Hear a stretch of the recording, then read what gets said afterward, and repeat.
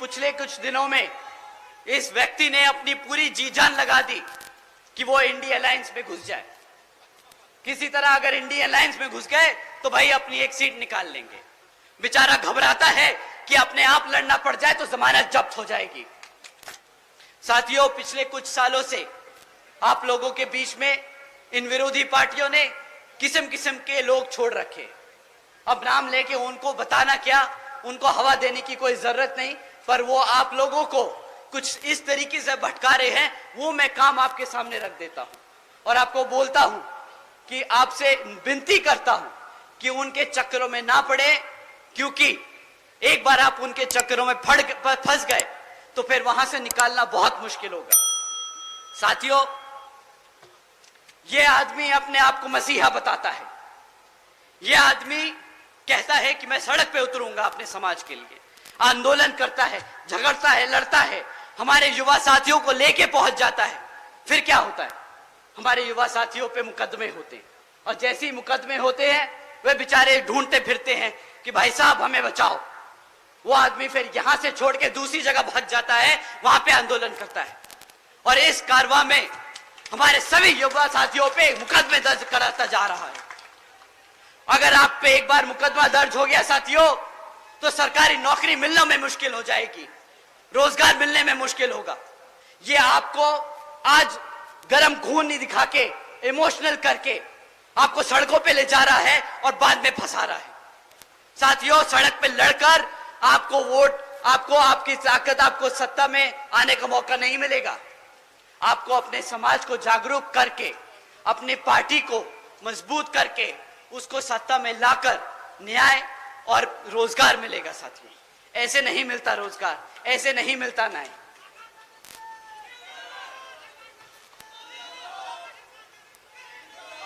साथियों, अभी पिछले कुछ दिनों में इस व्यक्ति ने अपनी पूरी जी जान लगा दी कि वो इंडिया अलायंस में घुस जाए।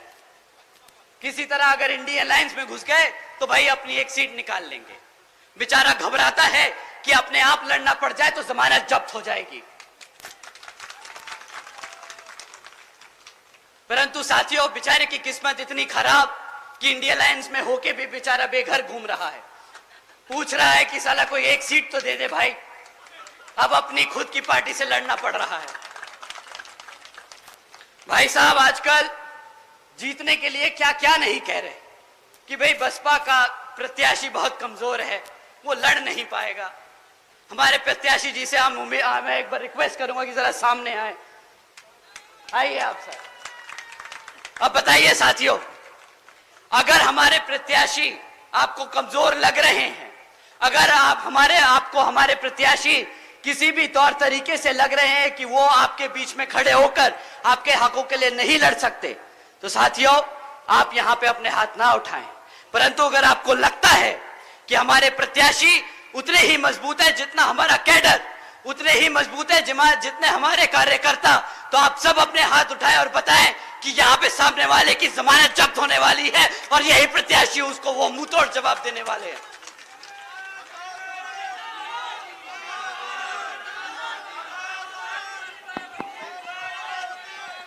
सुरेंद्र पाल, तुम आगे बढ़ो। सुरेंद्र पाल जी आगे बढ़ो। सुरेंद्र पाल जी आगे बढ़ो।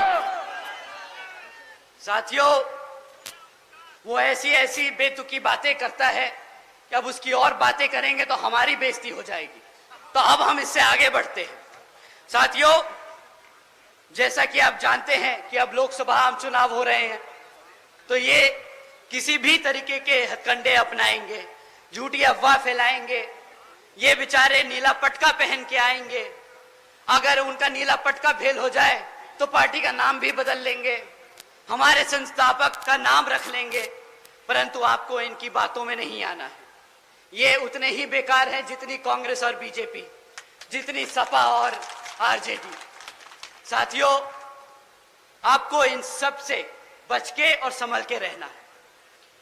ये बहुत जरूरी है कि आप लोग अपने पार्टी के मूवमेंट को मजबूत करते चले और लोगों में आपके कार्यकर्ता, आपके प्रत्याशी के बारे में सही बातें आगे रखते रहें और सबको बताते रहें कि आपको इस बारी हाथी के सामने वाला बटन दबाकर यहां पर बहन जी के हाथ मजबूत करने का काम करना होगा।